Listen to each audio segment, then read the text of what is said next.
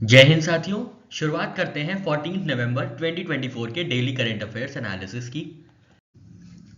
RBI ने अपना regulation introduce किया है जिसके अंतर्गत क्या होगा, फॉरेन पोर्टफोलियो इन्वेस्टमेंट्स को फॉरेन डायरेक्ट इन्वेस्टमेंट्स में कन्वर्ट किया जा सकता है। तो ये बात आपको याद रखनी है कि ये रेगुलेशन किसने इंट्रोड्यूस किया है इंडिया में, तो रिजर्व बैंक ऑफ इंडिया ने यूज किया है। इसके अंतर्गत क्या होगा कि जो भी फॉरेन पोर्टफोलियो इन्वेस्टमेंट्स हैं उनको फॉरेन डायरेक्ट इन्वेस्टमेंट्स में कन्वर्ट कर दिया जाएगा अगर वो 10% इक्विटी से ज़्यादा होल्ड करते हैं। अभी आपको पता होगा अरविंद मायाराम कमेटी आई थी, उसने डिसाइड किया था कि एफपीआई कब होगा और एफडीआई कब होगा। अगर 10% से ज़्यादा शेयर होल्डर होते हैं, कोई भी इक्विटी होल्डिंग होती है किसी भी इन्वेस्टर की, तो वो एफडीआई में काउंट होता है। 10% से ज़्यादा अगर होल्डिंग होगी, इक्विटी होल्डिंग होगी 10% से ज़्यादा, तो ये एफडीआई में काउंट होता है। ठीक है। एफपीआई कब होता है, जब 10% के अंदर तक का इन्वेस्टमेंट होगा। ठीक है। फॉरेन पोर्टफोलियो इन्वेस्टमेंट कब होता है, जब 10% से कम इन्वेस्टमेंट हो। पर 10% से ज्यादा इन्वेस्टमेंट हो जाता है तो ये फॉरेन डायरेक्ट इन्वेस्टमेंट कहलाता है। किसका 10%, तो कंपनी की ओवरऑल वैल्यू का। ठीक है। कंपनी की ओवरऑल वैल्यू में अगर 10% से ज्यादा इन्वेस्टमेंट है तो वो फॉरेन डायरेक्ट इन्वेस्टमेंट कहलाएगा, और कम है तो वो फॉरेन पोर्टफोलियो इन्वेस्टमेंट कहलाएगा। ठीक है। तो अब ये क्या बता रहे हैं रिजर्व बैंक ऑफ इंडिया अपने रेगुलेशन के हिसाब से, तो ये कह रहे हैं कि अब एफपीआईज अगर ज्यादा हो जाते हैं, 10% से ज्यादा हो जाते हैं, ठीक है, 10% से ज्यादा हो जाते हैं, तब ये एफडीआई में कन्वर्ट हो जाएंगे। ठीक है। तो ये क्या कहना है, इसमें चेंज क्या हुआ है तो इसमें चेंज हुआ है, फॉरेन पोर्टफोलियो इन्वेस्टर्स माफ कीजिएगा, foreign portfolio investors can retain excess shares by converting them into FDI. मान लीजिए कोई इन्वेस्टर है, उसका जो और वो फॉरेन पोर्टफोलियो इन्वेस्टमेंट होल्ड करता है। ठीक है। तो वो 10% ज्यादा बढ़ के 13% उसका इन्वेस्टमेंट हो गया किसी कंपनी में। तो ये क्या हुआ, ये जो एक्स्ट्रा 3% है इसको एफडीआई में इन्वेस्ट कर दिया जाएगा, फॉरेन डायरेक्ट इन्वेस्टमेंट के तौर पे इन्वेस्ट कर दिया जाएगा, और बाकी जो 10% है वो फॉरेन पोर्टफोलियो इन्वेस्टमेंट ही कहलाएगा। ठीक है। तो ये क्या होगा, इनटू एफडीआई हो जाएगा, जो भी एक्सेस शेयर्स हैं वो एफडीआई में कन्वर्ट हो जाएंगे। इससे पहले का क्या रूल था, इससे पहले का ये रूल था कि अगर 10% से ज्यादा हो गया है तो जो एक्सेस शेयर्स हैं, इस केस में हम देखें तो 3% जो एक्सेस शेयर्स हैं वो बेचने पड़ते थे। वो जो भी फॉरेन पोर्टफोलियो इन्वेस्टर्स हैं उनको ये एक्सेस क्या करना पड़ता था, सेल आउट करना पड़ता था। ठीक है। या रिक्लासिफाई करना पड़ता था। ठीक है। तो अब ये चेंज करके क्या कर दिया गया है, इसको ऑटोमेटिकली एफडीआई में कन्वर्ट किया जा सकता है। तो ये रेगुलेशन इंट्रोड्यूस की है रिजर्व बैंक ऑफ इंडिया ने। तो आपको ये याद रखना है, FPI can convert excess shares into FDI within 5 trading days. ठीक है। 5 ट्रेडिंग डेज में फॉरेन पोर्टफोलियो इन्वेस्टर्स को कैसे एक्सेस शेयर जो होंगे फॉरेन पोर्टफोलियो इन्वेस्टमेंट में, उनको एफडीआई में कन्वर्ट किया जा सकता है, only if they exceed 10% equity threshold in Indian companies. ठीक है। तो ये बात आपको याद रखनी है। वर्ल्ड बैंक और एशिया डेवलपमेंट बैंक ने अमरावती को डेवलप करने के लिए 13,500 करोड़ का लोन दिया है। तो ये बात आपको याद रखनी है, अमरावती के डेवलपमेंट के लिए, अमरावती क्या है, आंध्र प्रदेश की कैपिटल सिटी है, इसको डेवलप करने के लिए वर्ल्ड बैंक और एशियन डेवलपमेंट बैंक ने 13,500 करोड़ का लोन प्रोवाइड किया है। ठीक है। तो ये बात आप याद रखिएगा, लगभग 6,750 करोड़ वर्ल्ड बैंक से आएगा और 6,750 करोड़ एडीबी से आएगा। ठीक है। और जो रिमेनिंग फंड्स है that will be covered by Andhra Pradesh government. तो आपको ये याद रखना है कि अमरावती के डेवलपमेंट के लिए किसने किसने लोन प्रोवाइड किया है, किन एंटिटीज ने लोन प्रोवाइड किया है, तो वर्ल्ड बैंक ने प्रोवाइड किया है और एशियन डेवलपमेंट बैंक ने प्रोवाइड किया है। कितना, 13,500 करोड़ का, with 6,750 crore coming from each of the entity. ठीक है। तो ये बात आपको याद रखनी है। नेक्स्ट बात करते हैं आईआईएम शिलोंग की। तो आईआईएम शिलोंग मेघालय ने पार्टनरशिप की है small industrial development bank of India के साथ, सिडबी के साथ ये पार्टनरशिप हुई है। ठीक है। किसके लिए हुई है, फॉर इंक्यूबेशन एंड एंटरप्राइज, मतलब स्टार्टअप को प्रमोट करने के लिए ये जो है आईआईएम शिलोंग और सिडबी के साथ पार्टनरशिप हुई है। इसके क्या अंतर्गत क्या होगा, इसके एंटरप्रेन्योरशिप को बढ़ावा मिलेगा, एंटरप्रेन्योरशिप ट्रेनिंग मिलेगी, इंक्यूबेशन प्रोग्राम मिलेगा नॉर्थ ईस्ट रीजन में। ठीक है। और ये इंट्रोड्यूस करेगा स्टेम से रिलेटेड स्किल्स। स्टेम क्या होता है, साइंस, टेक्नोलॉजी, इंजीनियरिंग और मेडिसिन से रिलेटेड या skill to enterprise model programme से इसमें स्किल्स प्रोवाइड की जाएंगे। तो ये बात आपको याद रखनी है। Indian Institute of management Meghalaya और सिडबी ने आपस में पार्टनरशिप की है। इंडिया ने ज्वाइन किया है steering committee of asset recovery inter agency network Asia Pacific. बहुत इंपॉर्टेंट न्यूज़ है, ध्यान दीजिएगा। क्योंकि ऐसा बहुत कम ही देखने को मिलता है कि कोई स्टीयरिंग कमेटी में इंडिया, ऐसी स्टीयरिंग कमेटी में इंडिया ने पार्टिसिपेट किया हो। तो याद रखिएगा, इंडिया ने ज्वाइन किया है स्टीयरिंग कमेटी। किसकी steering committee? Asset recovery inter agency network Asia Pacific, ARIN AP की। ठीक है, एरिन ऐप इसका शॉर्ट फॉर्म है, asset recovery inter agency network Asia Pacific, to combat economic crimes and enhance asset recovery capabilities. ठीक है, तो जो money laundering होती है उनको रोकने के लिए और उनसे उनकी एसेट जो भी मनी लॉन्ड्रिंग में यूज हुए हैं वो एसेट्स को रिकवर करने के लिए कैपेबिलिटीज को ये बढ़ाती है, asset recovery inter agency network Asia Pacific. ठीक है, तो ये क्या करेगी, ये हमने देखा, ये इकोनॉमिक क्राइम्स जैसे कि मनी लॉन्ड्रिंग हो गया उसको कॉम्बैट करेगी और एसेट रिकवरी कैपेबिलिटीज को एनहांस करेगी।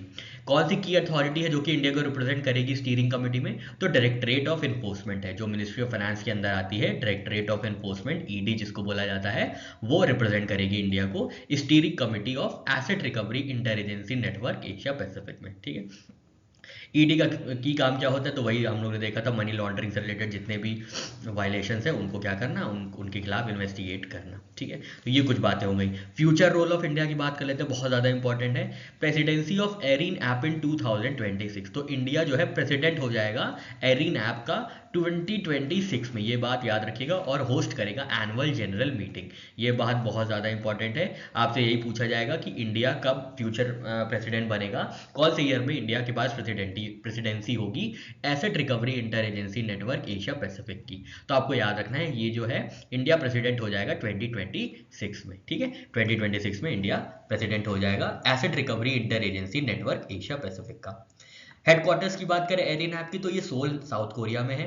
इसमें 28 मेंबर्स और 9 ऑब्जर्वर्स हैं। ठीक है, तो ये बात आपको याद रखनी है। यहाँ पे हमने ये चर्चा कर ली कि इंडिया ने ज्वाइन की है steering committee of asset recovery inter agency network Asia Pacific, और 2026 में इंडिया इसी की प्रेसिडेंट हो जाएगी and will host annual general meeting.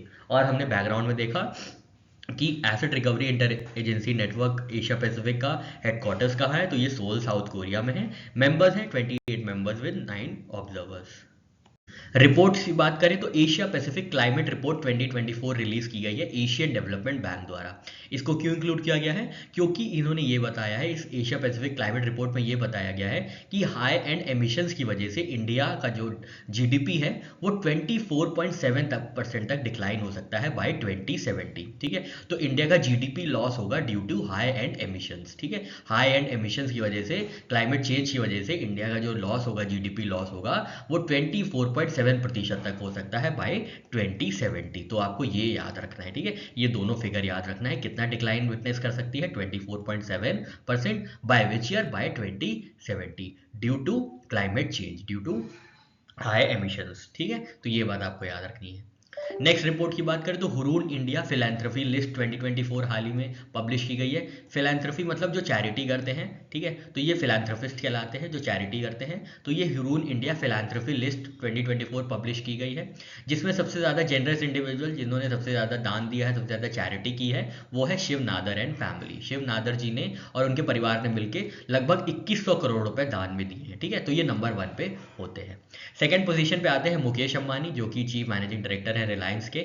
इन्होंने 407 करोड़ रुपए दिए। ठीक है, इन्होंने 407 करोड़ रुपए दिए हैं मुकेश अंबानी जी ने। थर्ड पोजीशन पे है बजाज फैमिली, जिन्होंने 352 करोड़ रुपए दिए हैं।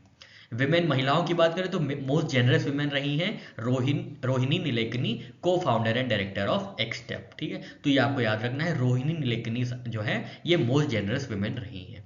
यंगेस्ट फिलैंथ्रोपी कौन है? तो यंगेस्ट फिलैंथ्रोपिस्ट हैं निखिल कामत। ठीक है, जिन्होंने शायद 38 करोड़ या 40 करोड़ रुपए डोनेट किए। ठीक है, तो ये आपको याद रखना है, यंगेस्ट फिलैंथ्रोपिस्ट कौन है? सबसे यंगेस्ट फिलैंथ्रोपिस्ट निखिल कामत है। ठीक है, Nikhil Kamat. Awards and honours की बात करें तो global award for sustainable development in cities गया है तिरुवनंतपुरम म्युनिसिपल कॉर्पोरेशन केरला को। बहुत इंपॉर्टेंट अवार्ड है, याद रखिएगा। तिरुवनंतपुरम म्युनिसिपल कॉर्पोरेशन केरला को गया है, क्या सम्मान गया है इनको? Global award for sustainable development in cities, जिसको शंघाई अवार्ड भी कहा जाता है। ठीक है, ये कहाँ पे ये सेरेमनी हुई थी? तो इजिप्ट में ये सेरेमनी हुई थी, जहाँ पे तिरुवनंतपुरम म्युनिसिपल कॉर्पोरेशन को सम्मानित किया गया था global award for sustainable development in cities से, ठीक है, जिसको शंघाई अवार्ड से भी जाना जाता है। तो ये अवार्ड किसके द्वारा दिया जाता है? ये अवार्ड दिया जाता है United Nations human settlement programme या यूनाइटेड नेशंस हैबिटेट द्वारा, ठीक है। साथ ही साथ कुछ और सिटीज को भी मिला है, जैसे कि आगादीर जो कि मोरक्को की सिटी है, मेलबर्न ऑस्ट्रेलिया की सिटी है, दोहा कतर की सिटी है और इस्टपाल्पा मेक्सिको की सिटी है। तो इन कुछ सिटीज को भी global award for sustainable development in cities से सम्मानित किया गया है। पर आपको इतना नहीं याद रखना है, आपको सिर्फ ये याद रखना है कि इंडिया की तरफ से जो अवार्ड मिला है, इंडिया की तरफ से जिनको अवार्ड मिला है वो है तिरुवनंतपुरम म्युनिसिपल कॉर्पोरेशन। किसके लिए अवार्ड मिला है? Global award for sustainable development in cities, also known as Shanghai award, ठीक है। नेक्स्ट अवार्ड की बात करते हैं तो डोमिनिका अवार्ड ऑफ ऑनर गया है प्रधानमंत्री नरेंद्र मोदी जी को। तो ये बात याद रखिएगा, डोमिनिका अवार्ड ऑफ ऑनर गया है प्रधानमंत्री मोदी जी को, जो कि प्रेजेंट किया जाएगा कॉमनवेल्थ ऑफ डोमिनिका के प्रेसिडेंट है सिल्वेनी बर्टन द्वारा। President of Commonwealth of Dominica है सिल्वेनी बर्टन, जो कि प्रधानमंत्री मोदी जी को डोमिनिका अवार्ड ऑफ ऑनर से सम्मानित करेंगे। अपॉइंटमेंट्स की बात करें तो प्रेसिडेंट इलेक्ट डोनाल्ड ट्रंप ने सिलेक्ट किया है रिपब्लिकन रिप्रेजेंटेटिव एलिस स्टेफनिक को to be US ambassador to United Nations. बहुत इंपॉर्टेंट है, ध्यान दीजिएगा।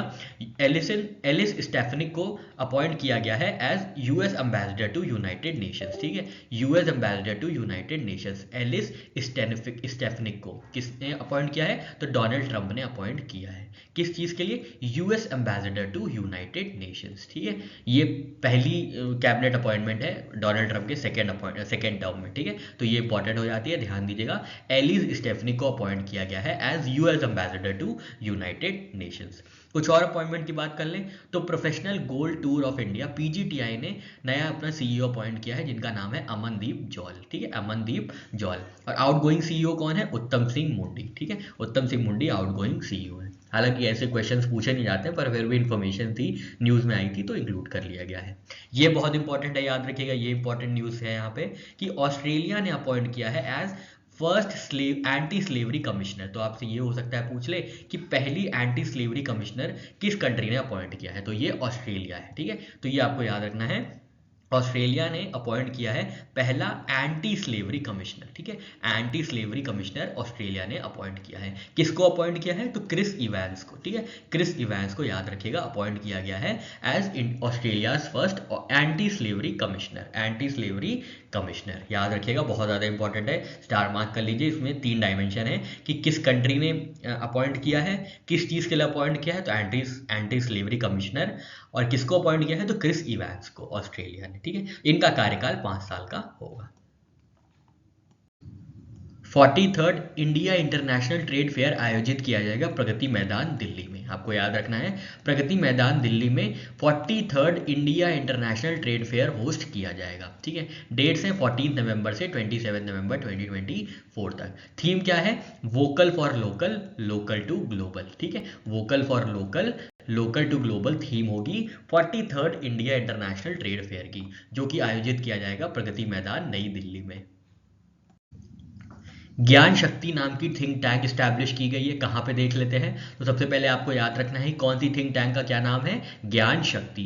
कहाँ पे स्टैब्लिश की गई है? आर्मी के साउथ वेस्टर्न कमांड जयपुर में, ठीक है। तो ये आपको याद रखना है, आर्मी के साउथ वेस्टर्न कमांड जयपुर में स्टैब्लिश की गई है नई थिंक टैंक डिफेंस की तरफ से, जिसका नाम होगा ज्ञान शक्ति, ठीक है, जिसका क्या नाम होगा? ज्ञान शक्ति, जिसका नाम होगा, ठीक है, ज्ञान शक्ति। किसने स्टैब्लिश किया है? आर्मी ने स्टैब्लिश किया है। कौन से कमांड ने? साउथ वेस्टर्न कमांड ने। कहाँ पे? जयपुर में, ठीक है। इससे क्या होगा? पर्पस क्या होता है? तो ये क्या करेंगे, ये प्लेटफॉर्म होगा जो कि कोलैबोरेट करेगा आर्म फोर्सेस से, इंडस्ट्री से, स्टेट गवर्नमेंट से और एकेडमिया से, ताकि जो भी डिफेंस और सिक्योरिटी मैटर्स है उन पे चर्चा की जा सके और उनका बेहतरीन सोल्यूशन निकल के आ सके। तो आपको याद रखना है ज्ञान शक्ति थिंक टैंक है, कहाँ पे स्टैब्लिश की गई है? जयपुर में स्टैब्लिश की गई है। किसके द्वारा? आर्मी के साउथ वेस्टर्न कमांड द्वारा, ठीक है। आगे बढ़ते हैं, एक्सरसाइज सी विजिल 24 के बारे में चर्चा करते हैं, जो कि 4th एडिशन होगा जिस एक्सरसाइज का, और ये लार्जेस्ट कोस्टल डिफेंस एक्सरसाइज है, याद रखिएगा, सी विजिल 24। ये 4th एडिशन होगा सी विजिल 24 का, और ये लार्जेस्ट कोस्टल डिफेंस एक्सरसाइज है। ठीक है, ये कवर करती है इंडिया की entire coastline and exclusive economic zone. बताइए इंडिया की एक्सक्लूसिव इकोनॉमिक जोन कहाँ तक है, कितने किलोमीटर तक है। ठीक है, तो ये आपको याद रखना है। पार्टिसिपेंट्स कौन होंगे, 6 गवर्नमेंट मिनिस्ट्रीज होंगी, 21 ऑर्गेनाइजेशंस होंगी, डिफेंस एजेंसीज होंगी और सारे लोग होंगे। ठीक है, तो आपको याद रखना है सी विजिल 24 जो है 4th एडिशन होगा इसका, और इंडिया की लार्जेस्ट कोस्टल डिफेंस एक्सरसाइज है ये। नेक्स्ट बात करते हैं 35th tri service commander conference की। ये कहाँ पे हुई है, तो ये हुई है कोची में। ठीक है, सदर्न नेवल कमांड कोची में होस्ट किया गया था 35th tri services commanders conference. ठीक है, इसके चेयर थे जनरल अनिल चौहान, जो कि चीफ ऑफ डिफेंस स्टाफ हैं, जो कि CDS हैं, जनरल अनिल चौहान, इन्होंने चेयर किया था 35th tri services commander conference, जो कि कोची में हुई थी। पार्टिसिपेंट्स कौन थे, तो सारे इंडियन आर्मी के लोग, इंडियन नेवी के, एयरफोर्स के और इंटीग्रेटेड डिफेंस स्टाफ के जितने भी लोग थे, ये सारे लोग पार्टिसिपेट किए थे ट्राई सर्विसेज कमांडर्स कॉन्फ्रेंस में। इंडिया का पहला interplanetary habitat simulation mission establish किया जाएगा, कहाँ पे, लेह लद्दाख में। याद रखिएगा कहाँ पे, इंटरप्लैनेटरी हैबिटेट सिमुलेशन मिशन। मतलब क्या है, सिमुलेट करेगा, मतलब कॉपी करेगा वो कंडीशंस को, जो इंटरप्लैनेटरी कंडीशंस होंगी, एटमॉस्फेरिक कंडीशंस होंगी, उनको कॉपी करेगा, सिमुलेट करेगा। ठीक है, ये मिशन होगा। ठीक है, India's first interplanetary habitat simulation mission, कहाँ पे, लेह लद्दाख में। कौन ऑर्गेनाइज करवाएगा, तो इंडियन स्पेस रिसर्च ऑर्गेनाइजेशन, क्योंकि इंटरप्लैनेटरी मतलब प्लैनेट्स की बात हो रही है, मतलब स्पेस की बात हो रही है ना, तो स्पेस एजेंसी इन्वॉल्व होगी, इसरो इन्वॉल्व होगी। किसके कोलैबोरेशन के साथ, तो Indian Institute of Technology Maharashtra के साथ और Ladakh autonomous hill development council के साथ। Environmental similarities to Mars and moon. ठीक है, तो अभी हमने आपको बताया था कि इंटरप्लैनेटरी एटमॉस्फेरिक कंडीशंस को कॉपी किया जाएगा लेह लद्दाख में। अब वो इंटरप्लैनेटरी कंडीशंस किसकी किसकी होगी, तो मार्स की एटमॉस्फेरिक कंडीशंस होंगी और मून की एटमॉस्फेरिक कंडीशंस होंगी, जिनको इस मिशन के अंतर्गत लेह लद्दाख में क्या किया जाएगा, सिमुलेट किया जाएगा, और फिर इसरो उस पर अपनी स्टडीज कंडक्ट करेगी। तो ये बात आपको याद रखनी है, इंडिया का पहला interplanetary habitat simulation mission Leh Ladakh में स्टैब्लिश किया जाएगा। 11 नवंबर को ऑब्जर्व किया जाता है नेशनल एजुकेशन डे, जो कि है birth anniversary of Maulana Abdul Kalam Azad, first education minister of independent India. तो आपको याद रखना है 11 नवंबर को ऑब्जर्व किया जाता है नेशनल एजुकेशन डे, और ये किसकी बर्थ एनिवर्सरी होती है, तो ये मौलाना अबुल कलाम आज़ाद की पहली मतलब बर्थ एनिवर्सरी होती है, जो कि पहले एजुकेशन मिनिस्टर रहे थे इंडिपेंडेंट इंडिया के। ये कब से सेलिब्रेट किया जाता है, कब से ऑब्जर्व किया जाता है, तो 2008 से ये दिन ऑब्जर्व किया जाता है 11 November as national education day. Next बात करते हैं 14 नवंबर की, तो ये चिल्ड्रंस डे है या बाल दिवस है, ये तो आपको पता ही होगा। फिर बात करते हैं ऑल इंडिया कोऑपरेटिव वीक की, तो ये सेलिब्रेट किया जाएगा या ऑब्जर्व किया जाएगा नवंबर 14 से नवंबर 28 तक। ठीक है, और जो 2024 का होगा ये 71st एडिशन होगा all India cooperative week. Theme क्या होगी, role of cooperatives in building Viksit Bharat. याद रखिएगा, role of cooperatives in building Viksit Bharat इस बार की थीम होगी ऑल इंडिया कोऑपरेटिव वीक की। दुनिया में पहली बार ऐसा हुआ है कि किसी एनिमल सप्लीमेंट को पेटेंट मिला हो, तो ये बात देख लेते हैं। तो ये कंपनी है स्केयरक्रो इनकॉर्पोरेटेड, जो कि टोक्यो जापान में बेस्ड है। इनके प्रोडक्ट पिनफेनान, जो कि एनिमल सप्लीमेंट है, इसको पेटेंट मिला है। मतलब पिनफेनान जो है, जो भी प्रोडक्ट है, एनिमल प्रोडक्ट है, इसको कोई और कंपनी नहीं मैन्युफैक्चर कर सकती है। तो ये बात आपको याद रखनी है। प्रोडक्ट क्या है, पिनफेनॉन। ये क्या करता है, ये एनिमल सप्लीमेंट है, जिससे क्या होता है, डॉग्स की हार्ट हेल्थ अच्छी रहती है। ठीक है, ये टारगेट करता है डॉग्स की हार्ट हेल्थ को, जिसमें क्या होता है कि डॉग्स की जो भी हेल्थ है वो अच्छी रहती है। कौन सा प्रोडक्ट है, पिनफेनॉन। कौन सी कंपनी ने बनाया है, scarecrow incorporated, based in Tokyo Japan.